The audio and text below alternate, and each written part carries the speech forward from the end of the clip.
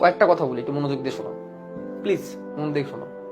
যাদের সামনে পরীক্ষা, আয়দা সেটা বোর্ড পরীক্ষা বা অ্যাডমিশন টেস্ট, যাদের অ্যাডমিশন টেস্ট তাদের ক্ষেত্রে এটা স্ট্রিক্টলি মেনটেন করা উচিত। ভাইয়ারা, আপুরা, আগামী কয়েকটা মাসের জন্য তুমি দুইটা দরজা বন্ধ করো।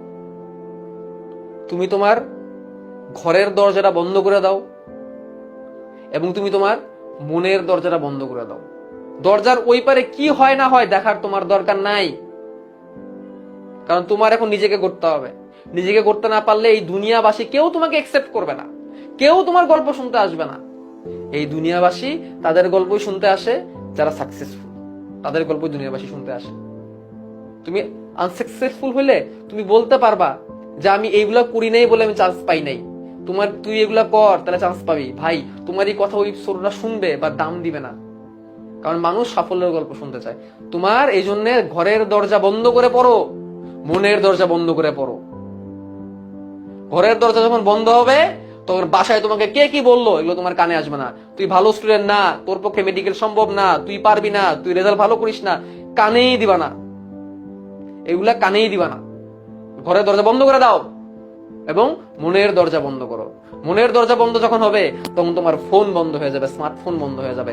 মনের দরজা যখন বন্ধ হবে তখন তোমার প্রেম, ভালোবাসা এগুলোর জন্য তোমার সময় আসবে না। এসব করে তোমার সময় নষ্ট হবে, এর থেকে ভালো কিছু হবে না।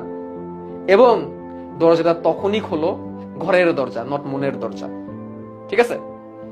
দরজাটা, ঘরের দরজাটা তখনই খোলো, ঘরের দরজাটা তখনই খোলো যখন তুমি এই রেজাল্টটা দেখতে পারবা যে তুমি তোমার বোর্ডে কি করছো, সর্বোচ্চ নাম্বারটা তুমি পাইছো, তোমার যতটুকু পাওয়া দরকার ছিল। তুমি বোর্ডে প্রত্যেকটা সাবজেক্টে 90+ করে পাইছো।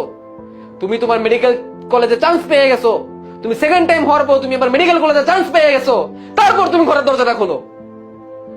আর তোমার মনের দরজা, হ্যাঁ, তুমি স্মার্টফোন ইউজ করে, এগুলোর ক্ষেত্রে আমার কোনো বাঙা নেই।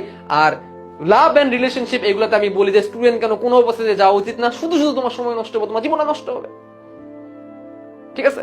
তো তোমার মনের দরজার, ঘরের দরজা, মনের দরজার ক্ষেত্রে আমি বললাম তোমার যে আবেগ অনুভূতি গুলা ছিল, মানে একটু এন্টারটেইনমেন্টের প্রতি, ফোনের প্রতি বা বিভিন্ন জিনিসের প্রতি, সেগুলা, এবং তোমার ঘরের দরজা সেই চান্স পাওয়ার পরে, রেজাল্টটা হওয়ার পরেই তারপর তুমি খোলো।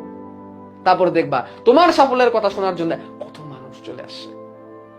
কি বুঝতে পারছো? এইটা বুঝেই পড়াশোনা করে যাও এবং রেগুলারলি মেনটেন করো।